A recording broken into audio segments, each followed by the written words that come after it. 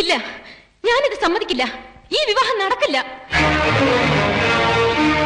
എന്നെ ഇഷ്ടമല്ലാത്തതുകൊണ്ടോ നീ ഇവിടെ വന്ന ഉദ്ദേശം നടക്കാത്തതുകൊണ്ടോ? ബോബി എനിക്കിഷ്ടമായിരുന്നു, ഇപ്പോഴും ഇഷ്ടമാണ്. ഒരുപക്ഷെ പണ്ടത്തെക്കാൾ കൂടുതൽ.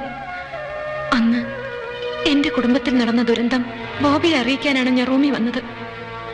അപ്പോഴാണ് അറിഞ്ഞത് അതിന് കാരണക്കാരനായ മനുഷ്യൻ ബോബി ആരാധിക്കുന്ന ബോബിയുടെ സഹോദരനാണ് എന്ന്. തളർന്നു പോയി ഞാൻ. അങ്ങനെയാണ് ഞാൻ അവിടെ നിന്ന് പോന്നത്.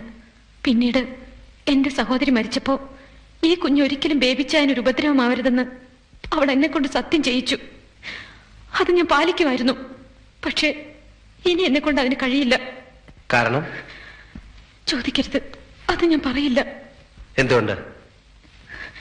ഞാൻ കാരണം ഇനി ആരും കൂടുതൽ വിഷമിക്കരുത്.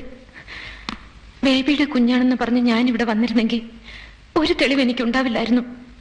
അതുകൊണ്ടാണ് നമ്മുടെ പഴയൊരു ബന്ധത്തിന്റെ നിഴലിൽ നിന്നുകൊണ്ട് ബോബിയെ ഞാൻ ഇത്രയും വേദനിപ്പിച്ചത്. പക്ഷെ മറ്റൊരാളുടെ കുഞ്ഞിന്റെ അച്ഛനായി സ്വന്തം ജീവിതം നശിപ്പിക്കാൻ ബോബിയെ ഞാൻ അനുവദിക്കില്ല. ഞങ്ങൾ പൊയ്ക്കോളാം, ആരെയും നോവിക്കാതെ.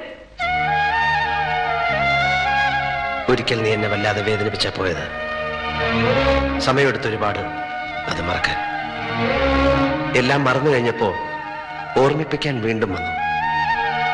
മനസ്സ് വീണ്ടും ആഗ്രഹിച്ചതുകൊണ്ടാ സ്വീകരിക്കാമെന്ന് തീരുമാനിച്ചത്. അപ്പൊ വീണ്ടും പോകുന്നു എന്ന് പറയാം.